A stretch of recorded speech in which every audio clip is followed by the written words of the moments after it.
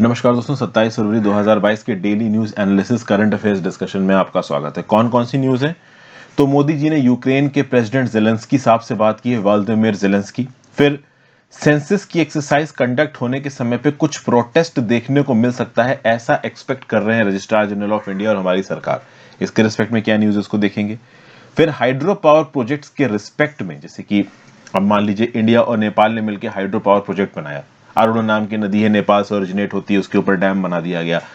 तो इस रिस्पेक्ट में नेपाल में जो पावर प्रोजेक्ट्स होंगे उससे इंडिया भी बिजली खरीदता है एंड वाइस वर्सा।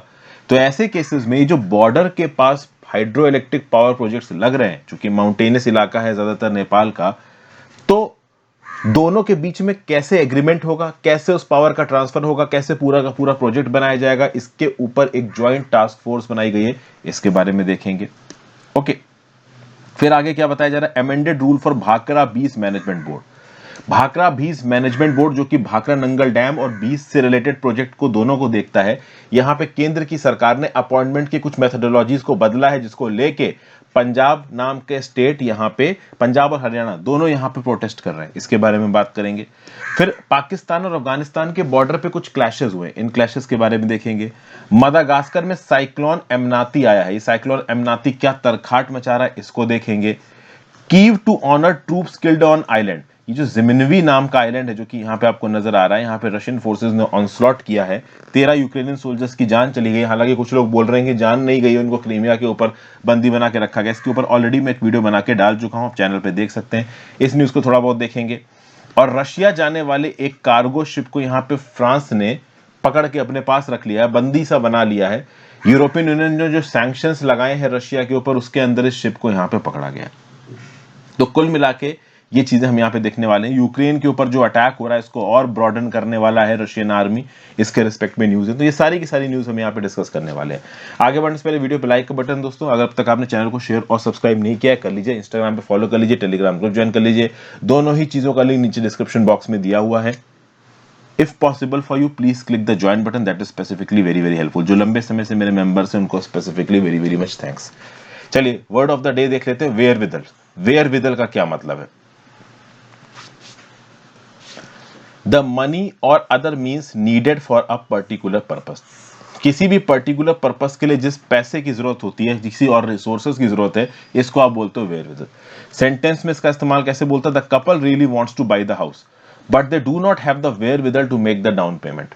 बेसिकली ये एक कपल है जो घर खरीदना चाहता है लेकिन डाउन पेमेंट देने के लिए उनके पास पैसे या रिसोर्सेज नहीं है।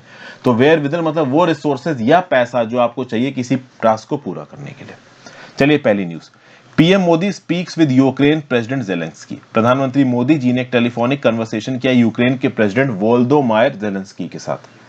ये जो टेलीफोनिक कन्वर्सेशन है 4 दिन बाद आया है। 4 दिन पहले यूक्रेन के प्राइम मिनिस्टर डेंस शिमयाल ने मोदी जी से एक रिक्वेस्ट लगाई थी, गुहार लगाई थी कि आप रशिया के अगेंस्ट कुछ तो जारी कीजिए स्टेटमेंट। अभी recently United nation security council में जो रेजोल्यूशन हुआ था, यूएस जो रेजोल्यूशन लेके आया था, उसमें इंडिया ने कोई भी एक्टिविटी नहीं की, इंडिया एब्सटेन कर गया। इंडिया, चाइना, यूएई, इसने रशिया के अगेंस्ट वोट नहीं किया। तो इन सब चीजों को लेके यूक्रेन के जो टॉप ऑफिशियल्स हैं वो इंडिया से नाराज हैं, कह रहे हैं रशिया गलत कर रहा है, आप रशिया के अगेंस्ट बात कीजिए। प्रेसिडेंट जेलेंस्की साहब ने प्राइम मिनिस्टर को बताया कि यूक्रेन में क्या हो रहा है, कितनी प्रॉब्लम है, लॉस ऑफ लाइफ हो रही है, प्रॉपर्टी हो रही है। यहां पे मोदी जी ने एश्योरेंस दिया है कि भाई हम पूरी तरीके से पुतिन को समझाने की कोशिश कर रहे हैं कि वायलेंस कम किया जाए, डायलॉग के लिए बातचीत की जाए, पीस की बातचीत की जाए। फोन में already Modi ji president Putin को रिक्वेस्ट कर सकते हैं, कर चुके हैं कि आप वायलेंस बंद करिए, हमारे इंडियन स्टूडेंट्स और प्रोफेशनल्स यूक्रेन में जो बच्चे हैं उनकी मदद करिए। अभी भी यूक्रेन में अंडरग्राउंड बंकर्स में बहुत सारे इंडियन स्टूडेंट्स और प्रोफेशनल फंसे हुए हैं, उनको यूक्रेन से बाहर निकाला जा सके। तो इंडिया का मेन कंसर्न तो ऑब्वियस ही बात है, अपने सिटीजन्स को पहले बचाना होगा। बाकी इंडिया रिक्वेस्ट कर चुका है पुतिन को कि भाई आप ये वायलेंस बंद करो, लेकिन अब रिक्वेस्ट ही कर सकते हैं ना, जोर जबरदस्ती करके रशिया से वॉर तो बंद करवा नहीं दोगे। उसके बाद प्राइम मिनिस्टर मोदी जी के साथ बात करते हुए ये जो जेलेंस्की है उन्होंने ये बोला कि 1 लाख से ज्यादा रशियन फोर्सेस इस समय यूक्रेन की जमीन पे हैं, रेजिडेंशियल बिल्डिंग्स को गिरा रही हैं, लोगों को मार रही हैं, इसलिए इनको यहाँ पे रोकना बहुत ज्यादा जरूरी है। इनफैक्ट यहाँ पे मोदी जी के साथ ये जो टर्किश प्रेसिडेंट है रेसिप तैयब अर्दोगन, उनको भी गुहार लगाई है यूक्रेन ने कि आप रशिया के अगेंस्ट कुछ करिए। इनफैक्ट कुछ दिन पहले तो कुछ ऐसी न्यूज भी निकल के आ रही है कि रशिया के वॉरशिप्स को ब्लैक सी में रोक दिया है टर्किश फोर्सेस ने। अब ये न्यूज सही है या गलत है इसको मैं अभी टेस्टिफाई नहीं कर सकता, मैंने बहुत ज्यादा इसको चेक नहीं किया, बट ऐसी कुछ न्यूज अभी थोड़ी देर पहले मैं देख रहा था, मीडिया हाउसेस पे निकल के आ रही थी। अगर देखा जाए तो वैसे तो जो मोदी जी हैं और यूक्रेन के राष्ट्रपति हैं, इनका कोई सीधा सीधा मीटिंग वगैरह ज्यादा हुई नहीं है। कॉन्फ्रेंस ऑफ पार्टी 26 समिट जब ग्लासगो में हुई थी उस समय पे मिस्टर जेलेंस्की और मिस्टर मोदी मिले थे, ठीक है। यूक्रेनियन साइड और इंडिया स्पेसिफिकली ट्रेड और कॉमर्स के मैटर में एक दूसरे के साथ इंगेज कर रहे हो लंबे समय पे, ऐसी कोई न्यूज हमको सुनने पे मिलती नहीं है। हाँ, जब यूक्रेन के ऊपर खतरा आया तब यूक्रेन जरूर इंडिया को नेगोशिएटिंग टेबल पे लाकर रशिया के ऊपर प्रेशर बनाने की कोशिश कर रहा था। वैसे देखा जाए तो इंडिया यूक्रेन के कोई भी बहुत ज्यादा स्ट्रैटेजिक रिश्ते नहीं है, बट हमारे रशिया के साथ बहुत स्ट्रैटेजिक रिश्ते हैं। इसलिए जब रशिया ने स्पेशल मिलिट्री ऑपरेशन लॉन्च किया तो इंडिया ने एक न्यूट्रल प्रकार का स्टेटमेंट दिया कि भाई हम वायलेंस को क्रिटिसाइज करते हैं बट ओपनली हम रशिया के अगेंस्ट कुछ नहीं बोल रहे हैं और हमें बोलना भी नहीं चाहिए। जीएस पेपर 2 इंटरनेशनल रिलेशंस में न्यूज आपको काम आएगी। Next news, Russian army order to broaden Ukraine advance. देखिए, रशियन आर्मी को ऑब्वियस सी बात है, क्रेमलिन पुतिन की तरफ से ये ऑर्डर्स आए होंगे कि यूक्रेन के अंदर अपने ऑफेंसिव को ब्रॉडन करो। चारों तरफ से अटैक हुआ है, अगर ये यूक्रेन है ना, यहां पे नीचे की तरफ क्रीमिया है, तो ओडेसा यहां पे भी अटैक हुआ है, यहां पे जिमिन्वी नाम के आइलैंड के ऊपर कब्जा कर लिया, अभी थोड़ी देर पहले मैंने वीडियो बनाई थी। इधर जो सी ऑफ अजोव है इसकी तरफ से भी अटैक हुआ है, क्रीमिया की तरफ से भी अटैक हुआ है, ऊपर बेलारूस की तरफ से भी अटैक हुआ है, ईस्टर्न डॉनबास और डोनेट्स रीजन की तरफ से तो अटैक हुआ ही है। मतलब चारों तरफ से रशिया ने यहां पे यूक्रेन को घेर लिया है। Okay, in fact at the same point of time Russian president ये बोल रहे हैं कि हम यूक्रेन के साथ बातचीत करने के लिए तैयार हैं, बेलारस में भेजो। यूक्रेन बोल रहा है कि बेलारस में नहीं, हम वॉर्सो पोलैंड में बातचीत करेंगे। और बातचीत करने में यूक्रेन इसलिए ज्यादा इंटरेस्टेड नहीं है क्योंकि रशिया इन बातचीतों में अपनी डोमिनेंट पोजीशन को इस्तेमाल करके ज्यादा से ज्यादा इलाके को अपने कब्जे में लाने की कोशिश करेगा। यह बात वोलोदिमीर ज़ेलेंस्की जानते हैं, इसलिए बातचीत में यहां पे रशिया का फायदा है, यूक्रेन का ज्यादा फायदा नहीं है। एक लिमिट से ज्यादा रशिया अग्रेशन करेगा तो उसके अगेंस्ट सैंक्शन बढ़ेंगे, रशिया के लिए भी प्रॉब्लम्स बढ़ सकती हैं। जिस प्रकार से यूक्रेनियन मिलिट्री ने यहां पे पलट वॉर किया है रशिया के ऊपर, डेफिनेटली रशिया यहां पे थोड़ा सरप्राइज तो हो गया। यूक्रेनियन मिलिट्री जबरदस्त रेजिस्टेंस दे रही है, पूरी तरीके से कोई भी शहर यूक्रेन का इस समय पे रशिया के कंट्रोल के अंदर नहीं आया है। हालांकि तबाही काफी मच गई है। कीव और खार्किव नाम के जो 2-3 सिटीज हैं, खार्किव तो इनफैक्ट ऑलमोस्ट रशिया के कंट्रोल में जाने वाला है ऐसा कह रहे हैं। मेलिटोपोल हो गया, खेरसोन हो गया, ठीक है, ये इलाके भी ऐसा कहा जा रहा है कि रशिया के कंट्रोल के अंदर आ चुके हैं। यूक्रेन बोल रहा नहीं आए हैं, हमारे कंट्रोल के अंदर हैं। अब तक 198 सिविलियंस की मरने की कंफर्म न्यूज आ चुकी है, 3 बच्चे मर चुके हैं। हालांकि एक बहुत छोटा नंबर है, प्रॉपर तरीके से न्यूज बाहर नहीं आ रही, कैजुअलिटी मोस्ट प्रोबेबली इससे बहुत ज्यादा रही होंगी। जीएस पेपर 2 इंटरनेशनल रिलेशंस में न्यूज आपको काम आएगी। नेक्स्ट न्यूज है, गवर्नमेंट एंटिसिपेट्स प्रोटेस्ट ड्यूरिंग सेंसस। देखिए, लास्ट जो सेंसस है वो 2011 का है, फिर होना था 2021 में, बट पैंडेमिक के चलते 1-2 साल डिले चल रहा है सेंसस। लेकिन अब इस जो सेंसस हो रहा है, ऑब्वियसली बात अब शुरू हो चुका है, 2022 में एक्सरसाइज शुरू हो चुकी है। जो भी सेंसस ऑफिशियल्स हैं वो घर घर पे जाके डाटा कलेक्ट करेंगे। इस पर्टिकुलर सेंसस कलेक्शन एक्सरसाइज के दौरान कुछ प्रोटेस्ट देखने को मिल सकता है, ऐसा यहां पे एंटिसिपेट किया जा रहा है। रजिस्ट्रार जनरल ऑफ इंडिया ये एंटिसिपेट कर रहा है कि इस बार के डेसेनियल सेंसस के अगेंस्ट एक ऑर्गेनाइज्ड मूवमेंट हो सकता है। ये ऑर्गेनाइज्ड मूवमेंट 2-3 पॉइंट्स को लेके हो सकता है। एक तो अदर बैकवर्ड क्लासेस से रिलेटेड डाटा कलेक्ट नहीं किया जा रहा, प्रॉपर तरीके से कास्ट सेंसस नहीं कंडक्ट कराया जा रहा है, इस बात को लेके प्रोटेस्ट हो सकता है। दूसरा, फिर नेशनल पॉपुलेशन रजिस्टर से रिलेटेड अगर कुछ जानकारी यहां पे इकट्ठी की जा रही है तो उसके अगेंस्ट भी यहां पे एजिटेशन हो सकता है। ठीक है, नेशनल रजिस्टर ऑफ सिटीजन्स और नेशनल पॉपुलेशन रजिस्टर को मिला के देखा जा रहा था, हालांकि अमित शाह जी ने बोला था कि दोनों अलग अलग एक्सरसाइजेज हैं। देखिए, होता क्या है, हर साल सेंसस को कंडक्ट करने वाले ऑफिसर्स को एक डॉक्यूमेंट बांटा जाता है, census of India 2021 handbook for principal district census officers and charge officers. तो ये एक डॉक्यूमेंट हर सेंसस कंडक्टिंग ऑफिसर को दिया जाता है। इस डॉक्यूमेंट में प्रॉपर तरीके से वो स्टैंडर्ड ऑपरेटिंग प्रोसीजर्स लिखे रहते हैं जिसके हिसाब से डाटा यहाँ पे इन सेंसस ऑफिसर्स को कलेक्ट करना है। अब बहुत सारे ऐसे स्टेट्स हैं जैसे बिहार हो गया, महाराष्ट्र हो गया, आंध्र प्रदेश हो गया, उड़ीसा हो गया, जो कि केंद्र की सरकार से बोल चुके हैं कि आप ओबीसी सेंसस कराइए। ये ओबीसी सेंसस बेसिकली एक कास्ट सेंसस है।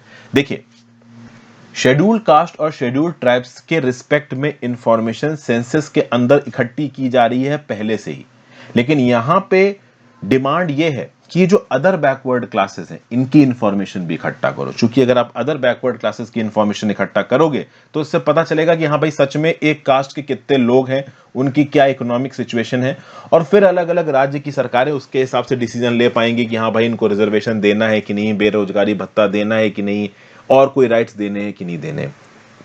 देखिए बात यह है कि इसके लिए एक सोशियो इकोनॉमिक कास्ट सेंसस कराया गया था, लेकिन उस सोशियो इकोनॉमिक कास्ट सेंसस में जो इन्फॉर्मेशन निकल के आई, केंद्र की सरकार ने बोला कि गड़बड़ इन्फॉर्मेशन है। 2011 में सोशियो इकोनॉमिक कास्ट सेंसस कराया गया था, 130 करोड़ इंडियंस का डाटा इकट्ठा किया गया, तो 46 लाख डिफरेंट कास्ट नेम्स निकल के आए थे, लेकिन उस डाटा को रिलायबल नहीं बोला सरकार ने। ठीक है ना, सरकार ने बोला कि यार ये देखिए ये जो सोशियो इकोनॉमिक कास्ट सेंसस का डाटा है रिलायबल नहीं है। और अभी 23 सितंबर पिछले 2021 में सुप्रीम कोर्ट के सामने भी केंद्र की सरकार ने एक एफिडेविट फाइल किया और ये बोला कि देखिए कास्ट सेंसस करवा पाना अपने आप में बहुत मुश्किल काम है, एडमिनिस्ट्रेटिवली डिफिकल्ट है, इसलिए केंद्र की सरकार का स्टैंस ये है कि हम ये जो सेंसस हो रहा है इस सेंसस को कास्ट सेंसस के साथ ना मिलाएं। लेकिन बहुत सारी जो राज्य की सरकारें हैं वो बोल रही हैं कि नहीं कास्ट सेंसस कंडक्ट करवाओ। एक्चुअली में यहां पे कास्ट सेंसस को बहुत सारे पॉलिटिशियंस एक्चुअली में बैकवर्ड क्लासेस की मदद करने की बजाय पॉलिटिसाइज करने की कोशिश कर रहे हैं। क्योंकि देखिए राजनेताओं को क्या चाहिए होता है, वोट चाहिए होता है। कल की कास्ट सेंसस हो जाता है, मान लो किसी पर्टिकुलर कम्युनिटी की कुछ आबादी पता चल जाती है, तो ये पॉलिटिशियंस क्या बोलेंगे, इलेक्शन आने से पहले बोलेंगे कि हम इस कम्युनिटी को इतने % कोटा दे रहे हैं, इस कम्युनिटी को इतने % कोटा दे रहे हैं। तो कोटा पॉलिटिक्स यहां पे शुरू हो जाएगी एक बार कास्ट सेंसस का डाटा निकल के आएगा तो। सुप्रीम कोर्ट भी यहाँ पे यूनियन गवर्नमेंट से और स्टेट की गवर्नमेंट से ये रिटर्न में पूछ चुकी है कि हाँ भाई ये जो 50% की लिमिट लगाई गई है रिजर्वेशन के ऊपर, नीचे कमेंट बॉक्स में बताओ कि 50% से ज्यादा रिजर्वेशन नहीं होगा, ये लिमिट कौन से लैंडमार्क सुप्रीम कोर्ट के जजमेंट में लगाई गई है। तो कुल मिला के केंद्र की सरकार को डर यह है कि कास्ट सेंसस अगर हो जाता है कंडक्ट, तो पहली बात तो रिजल्ट्स कितने ज्यादा प्रॉपर और जेन्युइन होंगे उसके बारे में जानकारी नहीं है, और कास्ट सेंसस के रिजल्ट्स के आधार पर पूरे इंडिया के अंदर पॉलिटिक्स होने लगेगी। सबसे इंपॉर्टेंट पॉलिटिक्स तो ये होगी कि इस कास्ट के इतने नंबर, इनकी इतनी कम एजुकेशनल अपॉर्चुनिटी, इनको कोटा दो। ठीक है, तो ये सब बातें ओवरऑल यहां पे निकल के आ रही कौन कौन सी जगहों पे। वैसे तो देखा जाए तो कास्ट सेंसस अगर जेन्युइन तरीके से कंडक्ट कराया जाता है और ओवरऑल फाइनल तरीके से एक प्रॉपर स्टैटिस्टिक्स हमारा निकल के आता है, तो नो डाउट पॉलिसी इंप्लीमेंटेशन में वो चीज बहुत यूजफुल हो सकती है। लेकिन यहाँ पे पॉलिसी इंप्लीमेंटेशन से ज्यादा यहाँ पे इंपॉर्टेंस दी जा रही कि कैसे भी करके ये कास्ट के नंबर्स बाहर निकल के आए, फिर उन वोट बैंक के साथ ये पॉलिटिशियंस खिलवाड़ करें और अपनी तरफ वोट खींचने की कोशिश करें। यहाँ पे जैसे कि उत्तर प्रदेश में वोटिंग हो रही है और अखिलेश यादव जी पहले ही अनाउंस कर चुके हैं कि अपने जीतने के 3 महीने के अंदर अंदर मैं कास्ट सेंसस करवाऊंगा यूपी में। तो इस प्रकार के अनाउंसमेंट पूरे इंडिया में आपको देखने को मिल रहा है। लेट्स सी कास्ट सेंसस, देखिए इस सेंसस में तो नहीं हो रहा है और केंद्र की सरकार को भी कास्ट सेंसस देखिए कराना ही पड़ेगा। अब कब तक कराया जाता है, किस हिसाब से कराया जाता है, किस मॉडलिटी के हिसाब से कराया जाता है, ये अपने आप में एक मुश्किल सवाल है। GS paper 2 government policies and interventions में न्यूज काम आएगी। नेक्स्ट न्यूज है अमेंडेड रूल फॉर भाखड़ा बीज मैनेजमेंट बोर्ड। ये जो भाखड़ा बीज मैनेजमेंट बोर्ड है, इसके अंदर जब मेंबर्स का अपॉइंटमेंट होता है, उन मेंबर्स के अपॉइंटमेंट के लिए एक नए प्रकार के क्राइटेरिया को डिवाइस किया गया है। और ये जो नया क्राइटेरिया डिवाइस किया गया है, इसी को क्रिटिसाइज किया जा रहा है। शिरोमणि अकाली दल ले लीजिए, कांग्रेस ले लीजिए, आम आदमी पार्टी ले लीजिए, वो ये बोल रहे हैं कि भाई जिस प्रकार से आप भाखड़ा बीज मैनेजमेंट बोर्ड में आप अपॉइंटमेंट कर रहे हो मेंबर्स का, ये गलत है।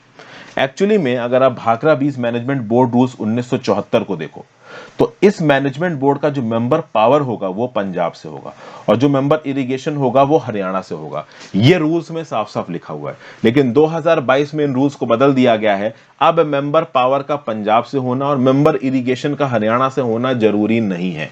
तो यहां पे पंजाब और हरियाणा की सरकार ऑब्वियस सी बात है नाराज हो जाएगी कि पहले इस भाखड़ा बीज मैनेजमेंट बोर्ड में हम ये मेंबर्स अपॉइंट कर रहे थे, हमारे पास ताकत थी, अब आपने हमसे ताकत छीन ली है। क्यों ताकत छीन ली है? भाखड़ा बीज मैनेजमेंट बोर्ड इस बात को डिसाइड करता है कि कितना पानी इन प्रोजेक्ट से, कितनी इलेक्ट्रिसिटी इन प्रोजेक्ट से पंजाब के पास जाएगी, हरियाणा के पास जाएगी, राजस्थान के पास जाएगी, हिमाचल प्रदेश के पास जाएगी, दिल्ली के पास जाएगी और चंडीगढ़ के पास जाएगी। तो पंजाब और हरियाणा की वॉइस छीन ली गई है इन नियमों से, ऐसा पंजाब और हरियाणा की सरकारें बोल रही हैं। ठीक है भाई, आप समझने की कोशिश करते हैं कि ये जो बीबीएमबी है ये बना कैसे था, भाखड़ा बीज मैनेजमेंट बोर्ड बना कैसे था। इंदस वाटर ट्रीटी साइन हुई 1960 में इंडिया पाकिस्तान के बीच में। इसमें से 3 नदियां चेनाब, झेलम और इंदस ये दी गई पाकिस्तान को, सतलज, ब्यास और रावी ये दी गई इंडिया को। अब सतलज, ब्यास और रावी के पानी को प्रॉपर पोटेंशियल के साथ यूटिलाइज करने के लिए एक मास्टर प्लान बनाया गया। इस मास्टर प्लान में इरिगेशन कैसे करना है, पावर जनरेशन कैसे करना है, फ्लड कंट्रोल कैसे करना है, ये सब यहां पे डिसाइड हुआ। अब ये जो बेसिकली भाखड़ा और ब्यास प्रोजेक्ट थे ना, इनको पंजाब और राजस्थान ने मिलके इंप्लीमेंट करने की कोशिश की। मतलब कि ब्यास नदी से वाला जो पानी है और भाखड़ा नंगल जो डैम है, ये जो दोनों प्रोजेक्ट्स हैं, इन दोनों प्रोजेक्ट्स के लिए एक जॉइंट वेंचर बनाया गया पंजाब और राजस्थान की सरकार के बीच में। फिर यहां पे कुछ रीऑर्गेनाइजेशन होने लगा। पंजाब स्टेट का रीऑर्गेनाइजेशन हुआ 1 नवंबर 1966 को, और उसके बाद बनाया गया भाखड़ा मैनेजमेंट बोर्ड। यह बनाया गया under section 79 of Punjab reorganisation act 1966। तो उसके बाद अगर आप देखें तो administration maintenance of Bhakra Nangal project was handed over to Bhakra management board with effect from 1 October 1966। तो भैया 1 नवंबर 1966 को पंजाब स्टेट का रीऑर्गेनाइजेशन हुआ। पंजाब स्टेट से कौन सा स्टेट टूट के बाहर निकला, ये नीचे कमेंट बॉक्स में बताओ, बहुत ज्यादा आसान सवाल है। और जब ये रीऑर्गेनाइजेशन हुआ तब बना Bhakra management board under section 79 of Punjab reorganisation act, और इस भाखड़ा मैनेजमेंट बोर्ड के पास आया भाखड़ा नंगल प्रोजेक्ट। तो अब भाखड़ा मैनेजमेंट बोर्ड देखेगा भाखड़ा नंगल प्रोजेक्ट। ये एक अलग न्यूज है। इसके अलावा एक चीज थी 20 प्रोजेक्ट वर्क। ये जो 20 प्रोजेक्ट वर्क था, ये अलग तरीके से ऑपरेट कर रहा था, लेकिन डिसीजन ये लिया गया कि 20 कंस्ट्रक्शन बोर्ड से 20 प्रोजेक्ट वर्क का काम हटा के भाखड़ा मैनेजमेंट बोर्ड को दे दिया जाएगा। तो Bhakra management board Bhakra Nangal dam को भी देख रहा था, और अब वो 20 प्रोजेक्ट वर्क को भी देखने लगा under section 80 of the Punjab reorganisation act. तो भाखड़ा नंगल डैम और 20 प्रोजेक्ट वर्क, इन दोनों को देखने की अथॉरिटी आ गई भाखड़ा मैनेजमेंट बोर्ड के पास। तो अब भाखड़ा मैनेजमेंट बोर्ड के पास ब्यास प्रोजेक्ट वर्क भी आ गया है और भाखड़ा नंगल प्रोजेक्ट भी आ गया है। ये जो आपका भाखड़ा मैनेजमेंट बोर्ड था, इसका नाम रख दिया गया भाखड़ा बीस मैनेजमेंट बोर्ड। कब? 15 मई 1976, 15 ऑफ मई 1976 को। और तब से ये भाखड़ा ब्यास मैनेजमेंट बोर्ड इस बात को देख रहा है कि इन दोनों प्रोजेक्ट से जो पानी है और जो भी बिजली पैदा हो रही है, वो कैसे पंजाब, हरियाणा, राजस्थान, हिमाचल प्रदेश, दिल्ली और चंडीगढ़ में बटेगी। और जो नियम कानून थे, उन नियम कानूनों के हिसाब से इस पर्टिकुलर बोर्ड के अंदर अलग अलग सीट को अपॉइंट करने की ताकत थी राज्य की सरकारों के पास। अभी 2 राज्य की सरकार पंजाब हरियाणा से ताकत छीन ली गई नए रूल्स के चलते, इसलिए पंजाब और हरियाणा यहां पे चिल्ला चिल्ला के प्रोटेस्ट कर रहे हैं। GS paper 2 government policies and interventions and issues arising out of its implementation में न्यूज काम आएगी। नेक्स्ट न्यूज, इसको मैं आपके साथ डिस्कस कर चुका हूं। Kyiv to honour troops killed in defeating Snake Island. जैसा कि मैंने बताया कि यूक्रेनियन बॉर्डर गार्ड्स 13 डिप्लॉयड थे आपके ब्लैक सी में। ये जो जिमिनवी नाम का आइलैंड है, जिसको स्नेक आइलैंड भी बोलते हैं, जिसको सरपेंटाइन आइलैंड भी बोलते हैं, सरपेंट आइलैंड भी बोलते हैं, डेन्यूब डेल्टा के पास है ये ब्लैक सी में। यूक्रेन के टेरिटोरियल वाटर्स को डीलिमिट करने में इस पर्टिकुलर आइलैंड का मेजर रोल रहा है। हालांकि जितना 80% of the maritime area Ukraine claim करता था 2009 में, वो दे दिया गया रोमानिया को। वो मैं अलग से आपको वीडियो में बता चुका हूं। तो कुल मिला के इस आइलैंड पर रहने वाले लगभग 13 बॉर्डर सोल्जर्स को यहां पे मार दिया गया। अब एक्चुअली में वो मरे हैं नहीं मरे हैं, क्रीमिया पे जेल पे हैं, इसके ऊपर थोड़ा सा अलग अलग न्यूज निकल के आ रही है। That's all together different thing. Okay, ये कहां पे है? तो ये आपको नजर आ रहा है सरपेंट आइलैंड, इस जगह पे ये है सरपेंट आइलैंड, ठीक है ना।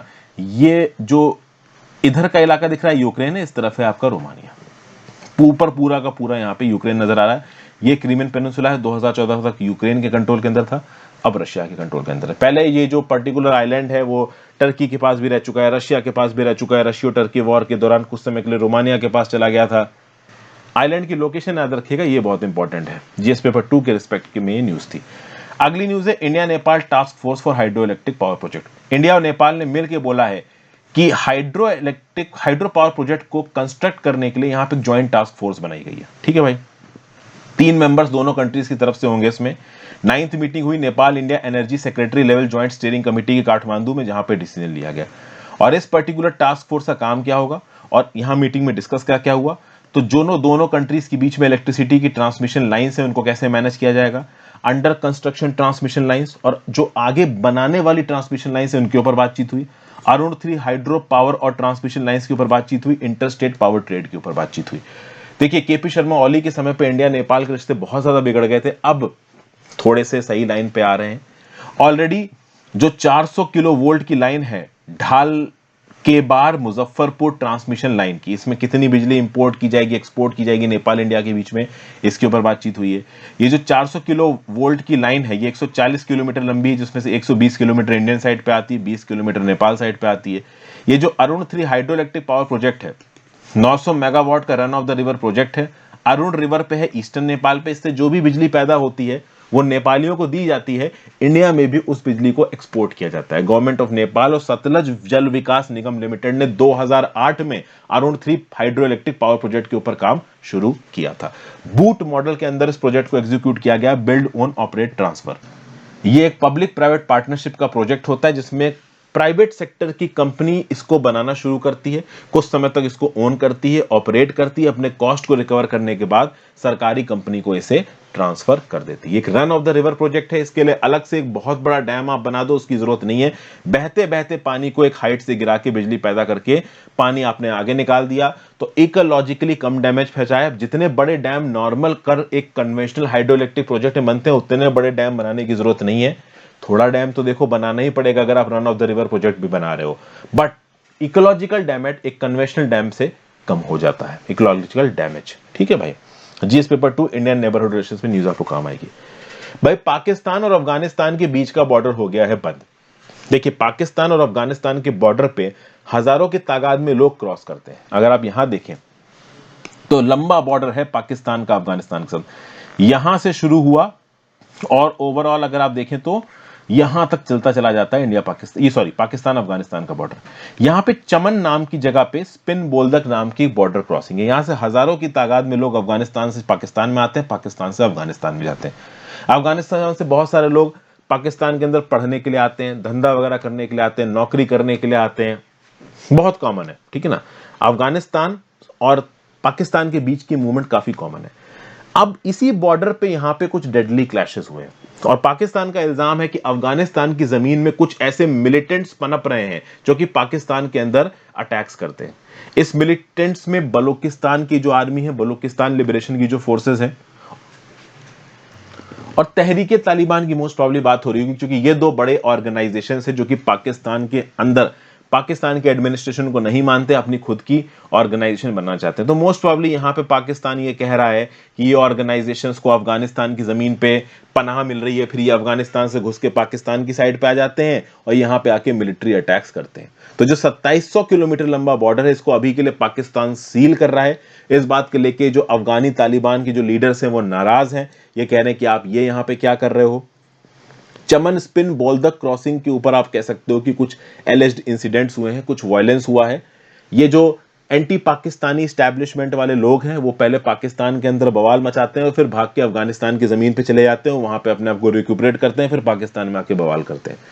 अब अगर बॉर्डर यहां पे सील हो जाएगा तो वो अफगानिस्तान जो अपना मेडिकल ट्रीटमेंट करवाने, वो ट्रेडर्स जो कि पाकिस्तान में धंधा करते हैं, लोग जो अपने रिलेटिव्स को मिलने जाते हैं, इनकी मूवमेंट भी ब्लॉक हो सकती है बॉर्डर को सील करने से। तो इस रिस्पेक्ट में न्यूज निकल के आ रही, जीएस पेपर 2 इंटरनेशनल रिलेशंस में न्यूज काम आएगी। फिर फ्रांस ने यहां पे रशिया जाने वाले एक शिप को सीज कर लिया है। मोस्ट प्रॉब्ली जो शिप था वो सेंट पीटर्सबर्ग नाम के शहर पे जा रहा था। ऐसा बताया जा रहा है कि जो शिप का ओनर है, इसके ऊपर ऑलरेडी यूरोपियन यूनियन के सैंक्शंस लगे हुए हैं और अभी यूक्रेन वॉर को लेके यूएस ने और यूरोपियन यूनियन ने जो भी सैंक्शंस लगाए गए हैं रशिया के ऊपर, उन सैंक्शंस के अंदर ये शिप का कार्गो भी आता है। इसीलिए ओवरऑल फ्रेंच सी पुलिस ने यहां पे इस रशियन कंपनी के शिप को सीज कर लिया गया है। शिप का नाम है बाल्टिक लीडर।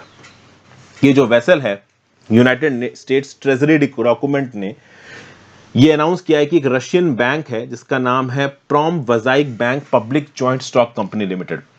तो इस बैंक से रिलेटेड आप कह सकते हो जो भी मतलब इस पर्टिकुलर शिप से रिलेटेड जो भी फाइनेंशियल ट्रांसफर्स हो रहे थे वो इस पर्टिकुलर बैंक के थ्रू हो रहे थे। ये बैंक भी रशियन है और शिप का जो कार्गो है वो भी रशियन है। जो मालिक है वो सैंक्शंस के लिस्ट में आता है, इसीलिए यहां पे इस पर्टिकुलर शिप को सीज कर लिया है। हालांकि फ्रांस के अंदर जो रशियन एम्बेसी है वो फ्रेंच अथॉरिटीज से पूछ रही है कि आपने कौन से बेसिस पे यहां पे सीज किया है। वैसे तो देखा जाए तो यूरोप में रशियन प्रेसिडेंट व्लादिमीर पुतिन के जो भी एसेट्स हैं सीज किए जा रहे हैं, यूएस में सीज किए जा रहे हैं, रशियन प्रेसिडेंट के जितने भी मिनिस्टर्स हैं उनके एसेट्स को यहाँ पे सीज किया जा रहा है। एक बड़ा सैंक्शन लगाया गया है रशिया के ऊपर, हालांकि रशिया को इन सैंक्शन से फर्क पड़ नहीं रहा है। जीएस पेपर 2 में इंटरनेशनल रिलेशंस में न्यूज आपको काम आएगी। अगली न्यूज है ट्रॉपिकल साइक्लोन एमनाटी। साइक्लोन एमनाटी में मदागास्कर में काफी बवाल मचाया है। अगर आप देखो तो मदागास्कर की जो साउथ ईस्टर्न डिस्ट्रिक्ट है मनाकरा, वहां पे ये साइक्लोन निकला। ये साइक्लोन इंडियन ओशन के आइलैंड्स रियूनियन और मॉरिशस के नॉर्थ से बहता हुआ है। वहां पे तबाही तो नहीं बचाई, लेकिन जब तक ये मदागास्कर की ईस्टर्न कोस्ट पे आया था कमजोर पड़ चुका था। बट कमजोर होने के बावजूद भी 100 किलोमीटर से लेकर 140 किलोमीटर प्रति आवर तक की विंड्स थी, काफी बवाल मचा गया। मदागास्कर साइक्लोन से काफी परेशान रहा है। 5 फरवरी को साइक्लोन बत्सीराई आया था, जिससे 2,70,000 पीपल को अफेक्ट किया था, 121 लोगों की जान ली थी। फिर ट्रॉपिकल स्टॉर्म एना आया था, जिसने 21,000 लोगों को डिस्प्लेस कर दिया था। फिर ट्रॉपिकल साइक्लोन डुमाको आया था, जिसने 5,000 लोगों के ऊपर इफेक्ट डाला था। और अब साइक्लोन एमनाटी, मतलब मदागास्कर काफी परेशान चल रहा है इन साइक्लोन से। तो साइक्लोन्स और ड्रॉट्स मदागास्कर को काफी परेशान कर रहे हैं। ट्रॉपिकल साइक्लोन्स का बेसिक्स यहाँ पे दिए हुए हैं, आप पढ़ लीजिए। ज्योग्राफी में ट्रॉपिकल साइक्लोन, मेरा नाम हर्षित द्विवेदी के साथ सर्च मारिए, आपको एनसीईआरटी की रेलेवेंट वीडियोस मिल जाएंगी, देख लीजिए। बहुत डिटेल में मैंने ट्रॉपिकल साइक्लोन आपको समझा रखा है। एक सवाल है आपसे, ये आपको मदागास्कर नजर आ रहा है, ठीक है भाई, बे ऑफ बंगाल में पड़ता है, इंडियन ओशन में पड़ता है, आप कह लीजिए। और इधर आपको मोजाम्बिक चैनल दिख रहा है, इधर मोजाम्बिक कंट्री है ईस्टर्न अफ्रीका में, साउथ ईस्टर्न अफ्रीका में बोल लीजिए। अब मोजाम्बिक और मदागास्कर के बीच से जो ओशन करंट चलता है उसका नाम क्या है, और मदागास्कर के ईस्ट में जो ओशन करंट चलता है उसका नाम क्या है। ये दोनों ओशन करंट्स क्या एक हैं या अलग अलग हैं? अलग अलग हैं तो दोनों के नाम मुझे बताइए, और ये बताइए कि ये कोल्ड वाटर करंट्स हैं या हॉट वाटर करंट्स हैं। फिर से सुनिए, मोजाम्बिक और मदागास्कर के बीच में चलने वाला ओशन करंट और मदागास्कर के ईस्ट में जो चलने वाला ओशन करंट, क्या ये दोनों सेम है? अगर सेम नहीं है तो इनके अलग अलग नाम क्या हैं? ये दोनों हॉट वाटर करंट्स हैं या कोल्ड वाटर करंट्स हैं? दोनों चीजें मुझे नीचे कमेंट बॉक्स में लिख के बताइए। ओशन करंट्स में आपको पहले समझा चुका हूं, जीएस पेपर 1 में ज्योग्राफिकल फिनोमेना में न्यूज काम आएगी। So thank you for watching friends. ज्यादा से ज्यादा लोगों के साथ लेक्चर को शेयर करिएगा, इंस्टाग्राम पे फॉलो कर लीजिए, टेलीग्राम ग्रुप ज्वाइन कर लीजिए। दोनों ही चीजों का नीचे डिस्क्रिप्शन बॉक्स में दिया हुआ है। आई होप आपको वीडियोस पसंद आ रही है। ज्वाइन बटन दबा के हेल्प करिए। Have a great day, good bye.